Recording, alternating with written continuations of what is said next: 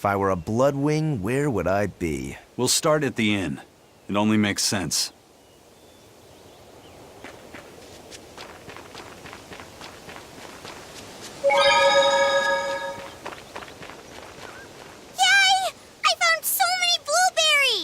What are you gonna do with all those? Make jam?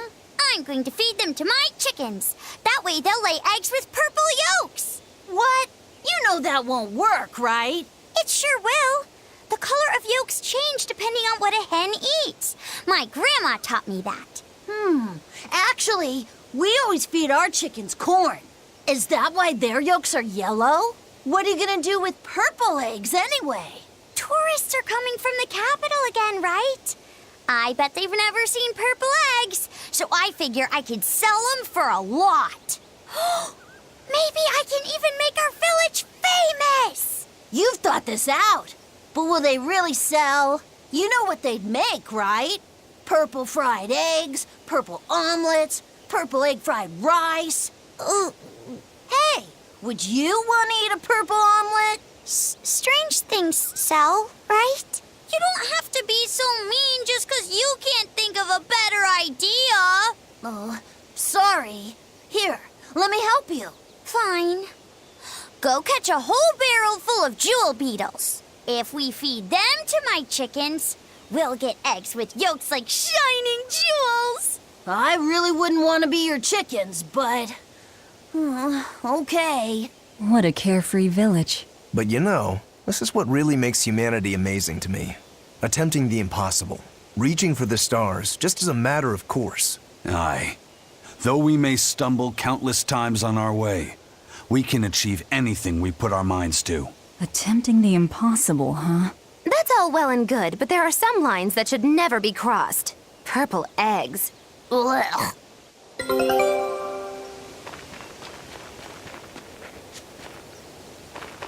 Raspberries, strawberries, blueberries, they all grow in abundance around Stonebury. We even have a fairy tale about it. One day the ground was covered with so many fallen berries, they all became stones. Stoneberries. Is that how the town got its name? The spelling has changed some, but yes. Berries are an important part of this village. We harvest local berries to make jams, pastries, gels, and all sorts of sweets. Berry-flavored gels. I've never had one. We've exported our jam and fruit for a while now, but our raspberry gels are still being perfected. Aw, rats. Are the vegetables growing in that field special too? I don't think I've ever seen anything like them before. You've got sharp eyes. But that's right. They're a rare species of wild potato. They're red and they're called radish bells. We discovered them in the mountains nearby. Sadly, the potatoes are actually highly poisonous. Really? They look so good. They do. But the skin and the sprouts are toxic. If you aren't careful when removing them, it's Poisonville for you. Deadly poison aside, they're sweet, fluffy, and go great with butter. And when they're fried nice and crispy, they're the best. So just skin them and sell them. What's the problem? Yes, we've thought of that, but the way they are now, you have to peel off quite a bit before you get to the edible part. Peel one as big as your fist, and all you get for your trouble is a bit of meat the size of an egg yolk. That's why we're selectively breeding them. One day, they'll have only a thin layer of poisonous skin. Why not breed them to get rid of the poison altogether? With no poison, bugs will eat them, and they'll be more vulnerable to cold and heat. With potatoes, as with people, getting rid of everything harmful isn't always for the best.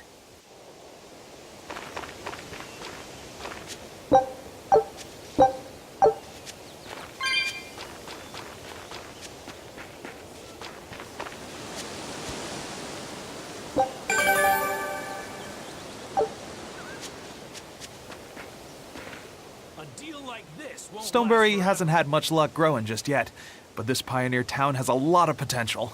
Trees grow well here, and the lumber is of great quality. Oh, we're also close to the quarries, so stone isn't a problem. As long as the demons are contained, this country will rebuild. The need for stone and lumber will soar. Best of all, this area is quiet, has beautiful lakes, and is a perfect place for a craftsman like me to work. And why settle for anything less? I do feel that you might be a bit short-handed here. It's hard to build without manpower. You're right. We need something to attract new settlers. Maybe some sort of specialty item? Is there any fruit or vegetable that can only be found around here? There is a type of potato called the radish bell that we grow, but it's got a few, quirks. If you want to attract people, you should just ring a bell. Come to Stonebury, where the money grows on trees. A bell tower, huh? That might actually work. We can even use local stones for the bell. The Stonebury Stone Belfry. It won't work. Huh? Try hitting a rock. Doesn't ring. Ah, how could I have missed that? I'm still such a novice. My master taught me better than this. Think before you build. That's what he always said. I need to do better and not sully his name.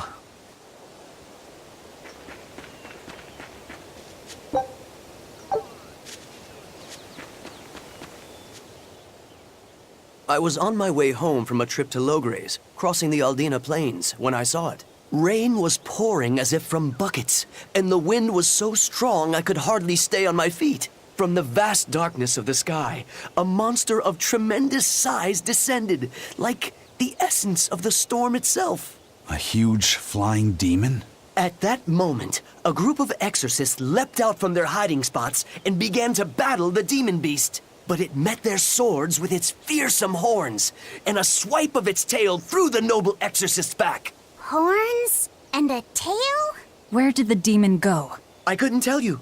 I was so frightened, I ran away and never looked back. I hope the Abbey can get rid of it, but the beast took out 3 exorcists with a single blow. Come to think of it, another person was there too. He faced the demon and told it to stop. Zaveid. If you're going to the Aldina Plains, you'd better be careful. We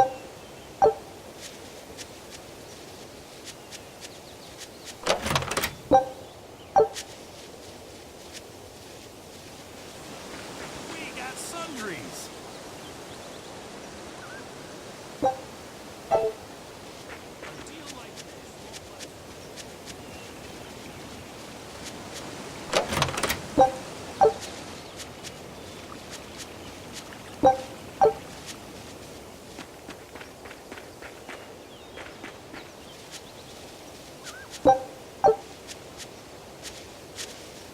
The water around here is ideal for producing wine and spirits. I've been thinking about fermenting something new. What will you make? This region's specialty is berries, so a berry wine? But the chilly air and level of humidity here should be just right for making an amber draft, don't you think? Considering the geography around here, the water must contain a high mineral content. If you use it to make a rice wine, the taste will be unique. I've considered all those options, but I must create something that can surpass my greatest rival, Sleeping Princess. But that's nearly impossible to make. Exactly. Not an easy task, to say the least. Sleeping Princess is made by filling an emerald cask with water from an enchanted mountain spring and sitting it in direct sunlight for 7 years. The water's magic causes it to change color each year. When it reaches the same deep green hue of the cask, it's ready. Solar fermenting, huh? It won't be easy to surpass a marvel of the winemaking world like Sleeping Princess. True, but I've finally found it. The ultimate stone. A gemstone? Will you make a cask from it? That would just make it an imitation. No. What I found can only be called a natural rock filter. You're filtering wine with a rock? Deep in the heart of these mountains, I found a stone that absorbs liquids. I tried using it to filter a berry wine. The taste of it was unbelievably crisp and bright. It preserved the luscious richness of the berries while adding a clarity that left me breathless. I call it Pure Land wine. There is no better. May I have a taste? My apologies, but it took me 10 years to make a single thimbleful. I drank that thimbleful for my tasting. It'll be about 50 years before I can make a decent batch. I doubt I'll see a full bottle in my lifetime. 50 years, huh? Meet you back here then? I've never been so glad not to be human.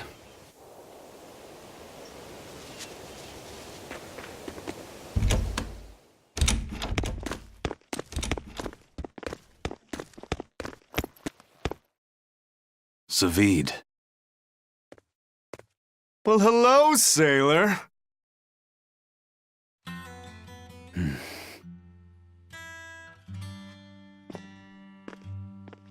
Are you waiting for someone? Nope.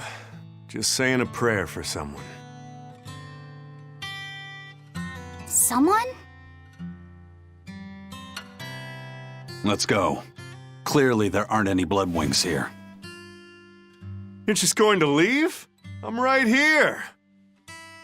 Everybody has times they need to be alone.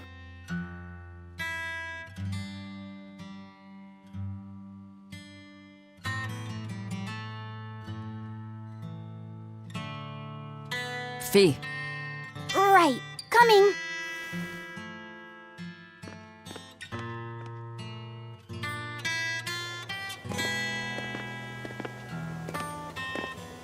What do you think he was praying about? Well, for one thing, he was drinking a bottle of Thorny Forest. Oh my. The drink you share with your special someone when you're going to be married for life! How romantic! But getting your hands on that stuff is no small feat. I can only hope I'll get a chance to taste it someday. That must have had an important meaning for Zaveid. That's why you left him alone. Don't read too much into it. You're Velvet, right? Ah, you must be the one who's seen the demon we're after. We saw a big snake-looking dragon fly over on the way here. Is that what you saw too? Yes, that's the one. It nests at the top of the mountain in Aldina Plains. We went to look ourselves. No dragon. It only returns to its nest on rainy days. Rainy days, you say?